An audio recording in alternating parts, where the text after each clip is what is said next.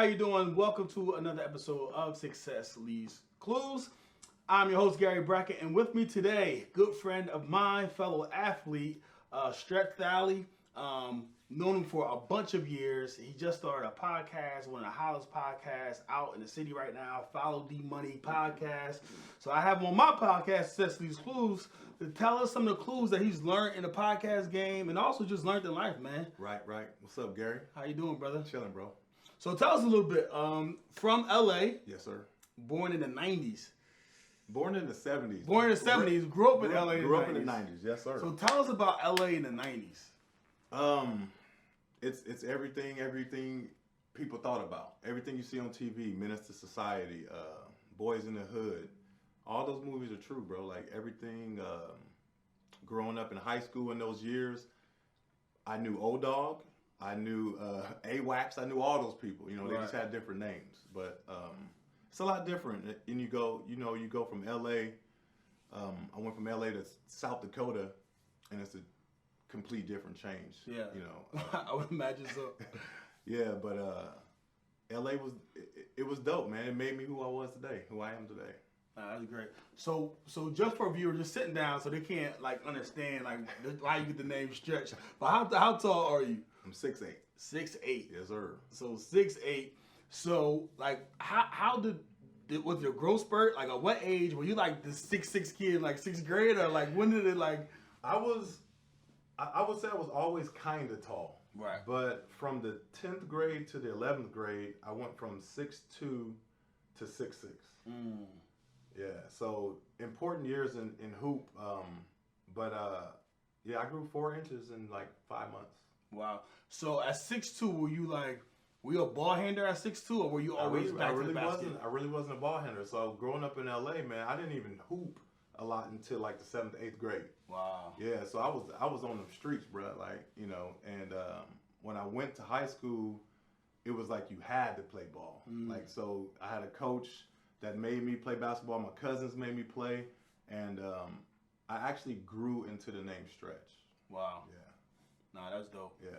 I was Stretch from about the 8th grade. 7th grade, I got the name Stretch. And How'd you get it? Was it height related or?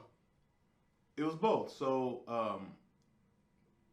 I was tall, kinda, but it was also a big homie in the neighborhood named Stretch. So I was kind of like Lil Stretch. So I was always Stretch, right, you know. Right. But from the hood, that was my name, you know. Wow. Then somehow, man, I actually stretched. Yeah. So that's how I got the name. That I did not know that, bro. Yeah. A 6'8" Stretch. I'm like, yeah. Makes sense. It just fits. Yeah. So well. So talk to us. So were you a good basketball player? I was good. I was on every level. I was all conference on every level. Right. Yeah. So a typical game, like what was it, 20 and 10? I would say probably 17 and 10, 17-8. I can't remember my college averages, but in high school, unfortunately, I played with the #1 player in the country. His name was Ricky Price. He went to Duke. He was literally the #1 player in the country with another kid named Felipe Lopez. I remember Felipe from Jersey. So him and Felipe were the two #1 players.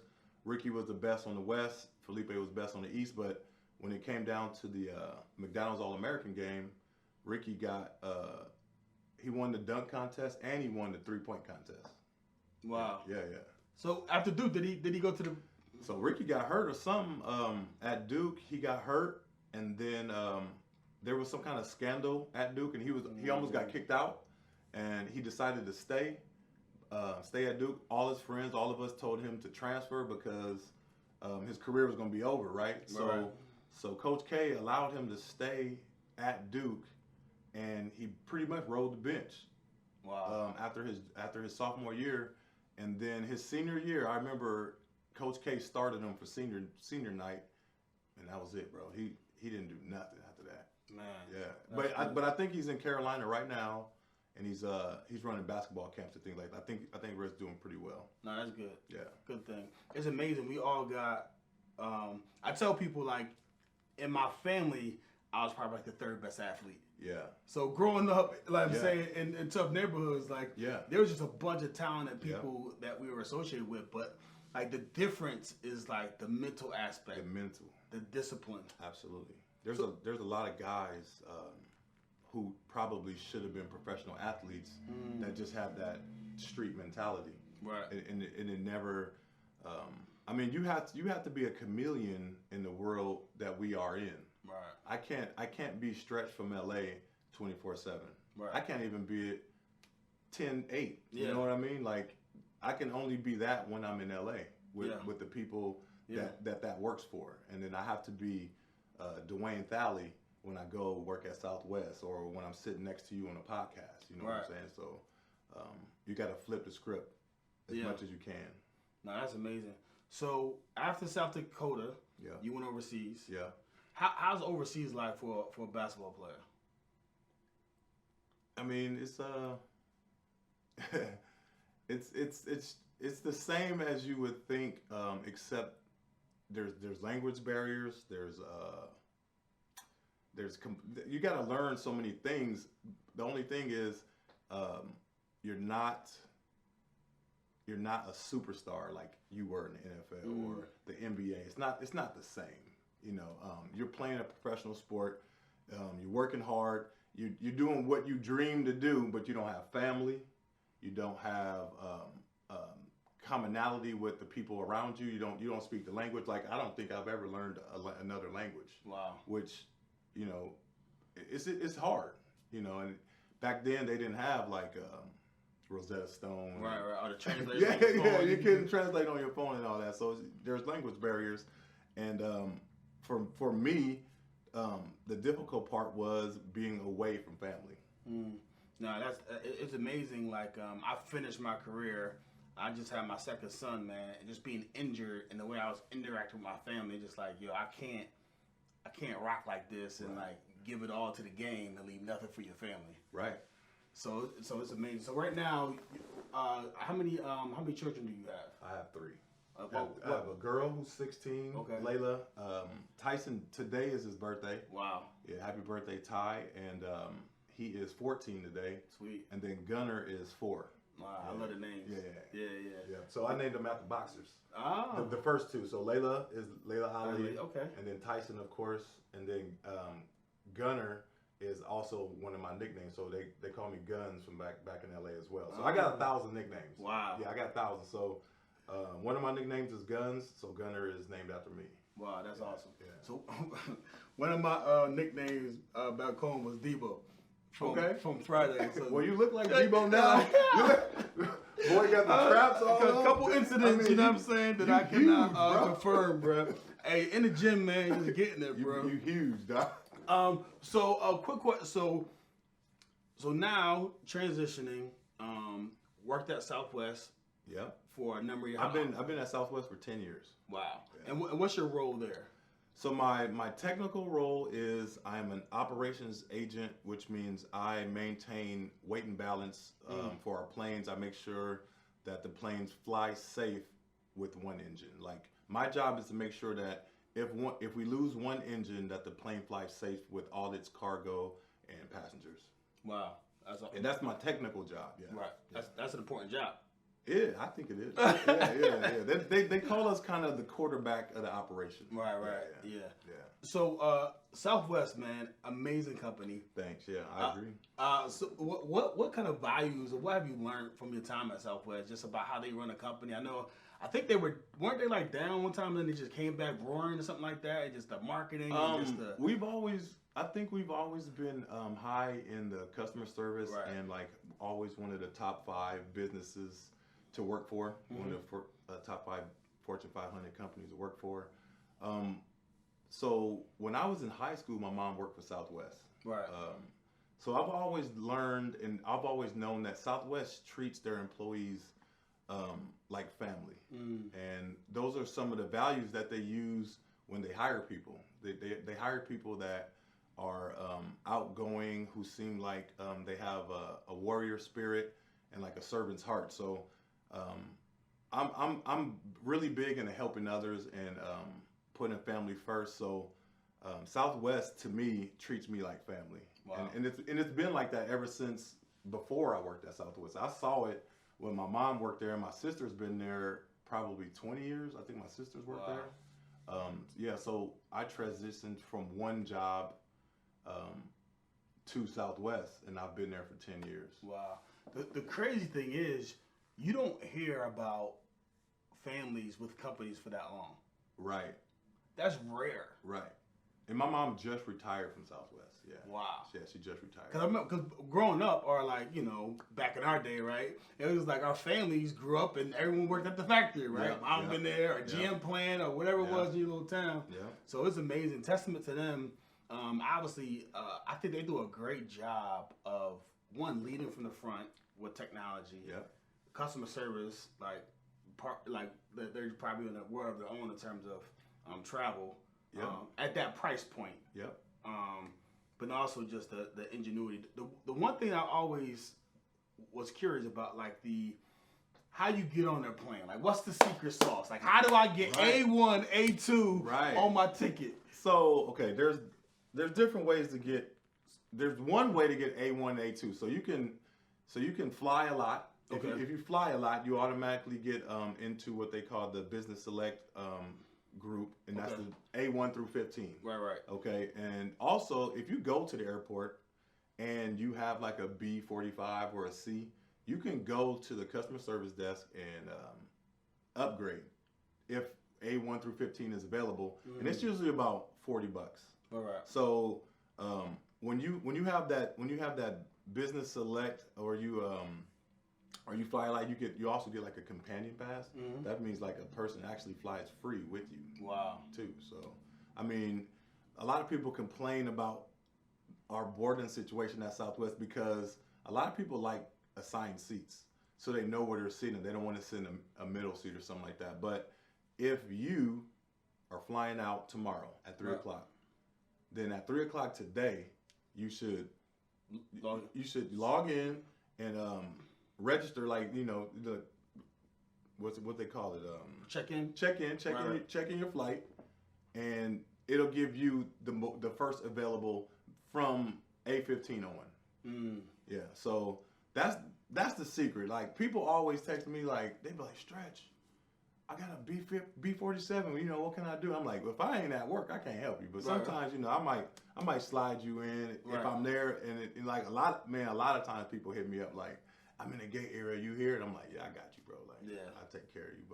But yeah, just 24 hours or go to the counter.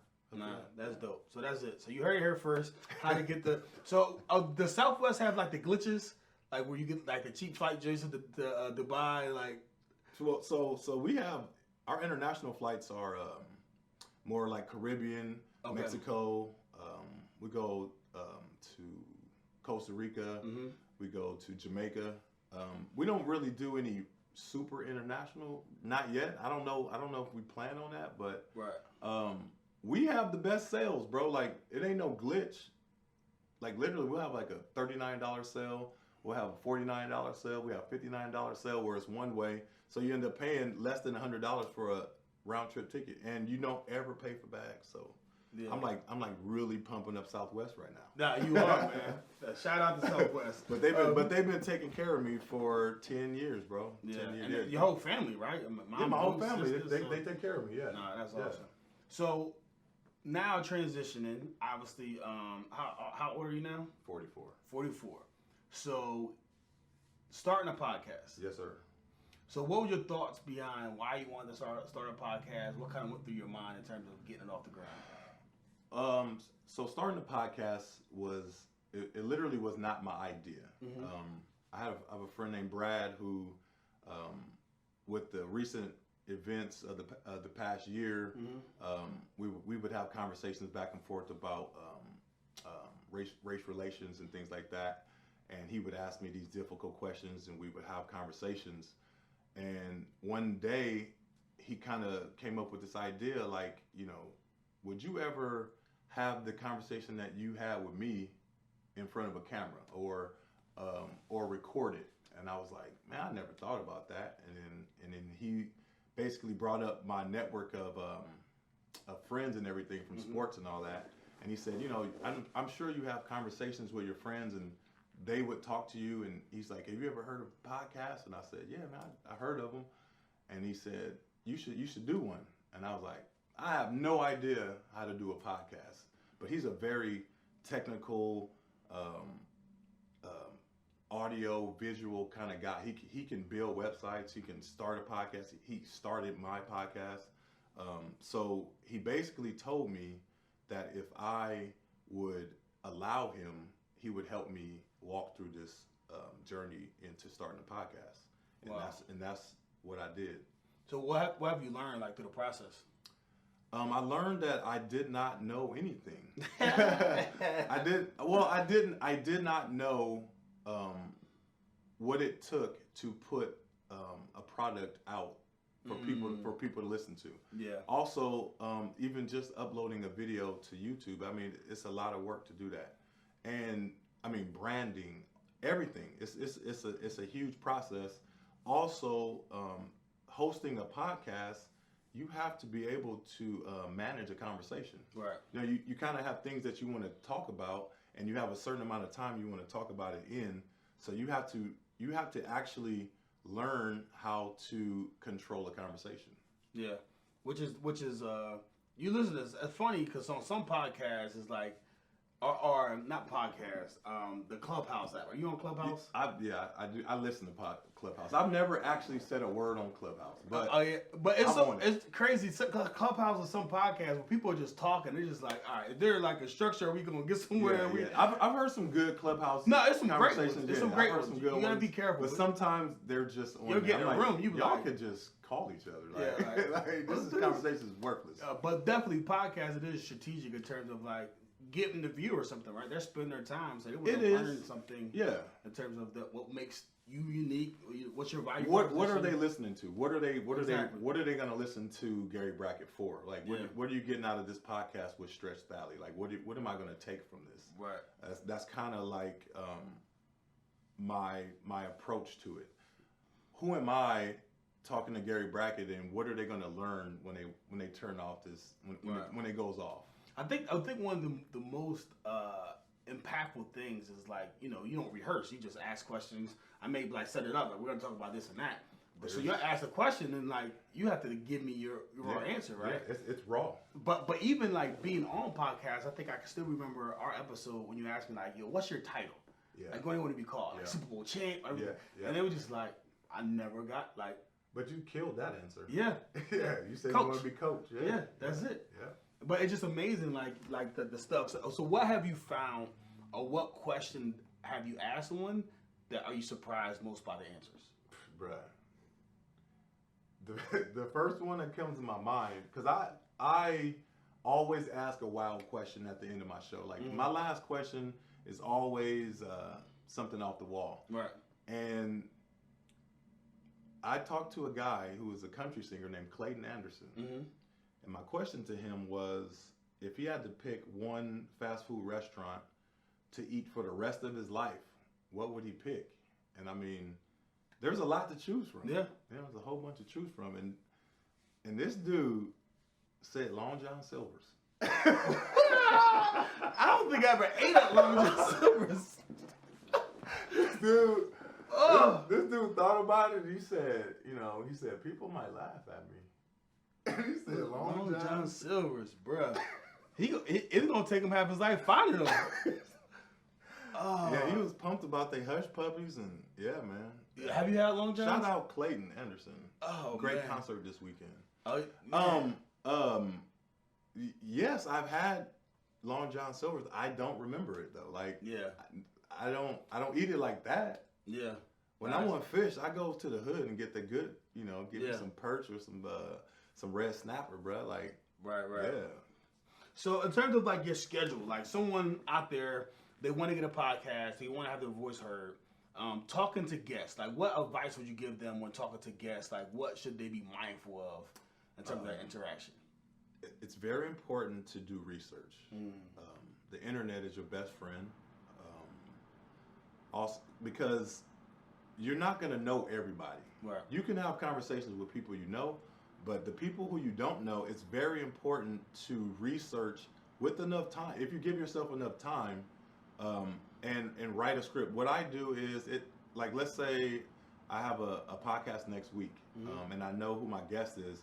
I already have my guests on my iPad, on my notes. I have their name. I have an introduction for them. And then I just start asking myself questions. I have probably 3 or 4 questions I ask every guest. But then, according to what they do, what their history is, I'll write down questions. And I'll just write down maybe 15 or 20 questions. And then from those questions, I put it in an order that works, that seems like it will flow as a good conversation. And it doesn't mean that I have to ask those questions in that order, because we'll have a conversation and you might answer a question that is at the bottom. Right. So I have to actually know the questions, and I have to know how I want to follow up with that questions. And plus, it's really important that I know how to follow up with you without just asking you questions every time. Right. Yeah. That makes sense. Have you ever had a guest that was like great personality, then you get on the show and then be like, bro, you got to say something. like bro, this. You don't want to say who, but I'm blessed to say that, you know, I released one whole season. That was 12 episodes, and I will say from 1 to 12, I had a great conversation. That's awesome. With every person. Now we're in the middle of filming season 2, and I have had also still great conversations. I mean, I pick my guests. Right. So I kind of have an idea that these people are interesting enough to have a story to tell. If you have a story to tell, you usually can talk. Right. You know, if you don't have a story to tell, it's going to be hard to hold a conversation and keep it going. But if you have something to say or something on your mind, or you've been through things, it's very easy to just keep it going. Yeah. Yeah. Now that makes a lot of sense. Now, what have you noticed in terms of like podcasting, ranking, like switching? I see in the beginning it was audio based, right? And then you switch more to like a video platform where now you have both. Like what has been the difference of audio and video in your opinion? So audio for me, the reason why I started audio was because I was starting a new podcast, and I wanted to be good at one thing. Right. One, I wanted to be a good interview, and 2, I wanted the sound to be top notch. Right. I figured, or we all figured, like me and Brad and John, we all figured if we added video, we'll be taking time from audio. You know what I mean? Like, if people don't know, like if you don't have a studio set up, then you have a lot of things you have to take care of. Like when you have a podcast, no matter how the conversation's going, you still have to edit it, you have to master it, and that takes a while, you know. So if you're doing video, you gotta color grade it, you gotta edit that, you gotta do all kind of things unless you're live streaming, and that's another thing. Like we haven't done a live stream, but that's the next step. We want to do live streaming of our podcast, because we're to a level now where it's not a lot of editing. You know, it's not a lot of editing going on. So to answer your question, the difference in audio and video is I think that people tend to gravitate toward the visual. Right. You know, I'm not saying that I'm anything to look at, but like people who are fans of Gary Brackett want to look at Gary Brackett. People who are fans of Clayton Anderson, the country singer, they want to see Clayton Anderson. And when they see the emotion or they see the reaction to certain things, like you laughing just now, like that's important to people. But bringing in that video to me helped my podcast, even though we have a larger stream on like Apple. Oh yeah, for sure. Yeah. But it's funny. It's like, how do you hook them and then send them to go listen to the whole thing? Right. And video, I think, does a good job. Well, that's important too. Like my mindset is to get somebody for everybody. Like I've had a wide range of people on my podcast, and the goal is to get people to listen to the whole thing. You know, and I think that's the hardest thing to do for a podcaster. People don't have an hour. Yeah. You know what I mean? But they do. They do. Yeah. And especially. But you have to, like you said, have an interesting conversation. Yes. Like some type of edutainment, if you will. Yes. If they're learning and they feel like they're growing, they'll give you more time. Absolutely. So I think it's like you said, structuring your questions, like doing the research. All those things are great things Yep. to kind of. Yep. To kind of all like implement when you're doing. I mean, podcast. when you have a podcast, it's really important who you put in your podcast. Right. Unless you're doing one by yourself or you're doing like you do a co-host kind of thing. You guys better have really good chemistry. Yeah. Because people don't want to see the same two people every week. Nah, especially the same conversations. Same conversations. Yeah. I mean, that's hard to do. So it's really important who you put next to you and who and what you guys talk about. Nah, that's dope. So the where'd you get the name from? The podcast name? Yeah. So again, I have a lot of nicknames. So my real name is Duane. Right. Right? And then I'm Stretch. But a lot of people named D, they call him D Money. Yeah. That's a very normal Yeah. thing. I was G Money. Like, yeah. So I'm D Money to another group of people. Actually, Brad calls me D Money. So right. when we were coming up, when we decided we're going to do a podcast, having a name is very important. And I needed something catchy, right? So he was like, everybody you talk to is successful. He was like, so why don't you just make it like follow the money? So, and then he was like, but make it D Money, follow D Money. And I'm like, oh, I said, that sound cool. And I was like, but actually so follow D Money podcast is twofold, because it's follow D Money, which is me, but it's also my journey to following the money, like following the money. Right. How did Gary get to where he was? Like, we talk about that. We talk about Fred Jones, how he started his company after his career. Nick Turner, a black entrepreneur with a tech company. Like, I want you to follow me, following the money, right. And how people do it, how people become successful. So it's actually the name of my podcast and a call to action. Wow, that's awesome. Yeah. And where can they see it at? Like, well, you can go to followdmoney.com, followdmoney.com, and all my episodes are on there. I got plenty of merch. It's real dope. Lace yourself. Man, the soft cotton tees. Lace yourself. The Follow D Money joint. We got flags. We got coffee mugs. We got everything. It's also a donate button. Wow. Yeah. That's dope. That's dope, man. So, last question I always ask, right? So the name of the podcast, Success Leaves Clues, right? Yep. And success means a lot of different things to different people, right? Yep. But your definition of success, like, so what's one clue that you kind of learned that you kind of hang your hat on that's like, yo, this is really, like, this is like one clue that really led me to where I was able to be successful? One clue. That's a great question. My network. Mm-hmm. I think when you can see and look and decide that there is almost anything you can do with the pick up a phone, or you can email somebody. Like, there's almost nothing I can't do with someone that I need. Mm-hmm. Like, my network is so huge that I can make a phone call and make anything happen. Wow. So to me, that's how I found out that I was becoming successful. My definition of success is when I'm able to bring people to my level or beyond.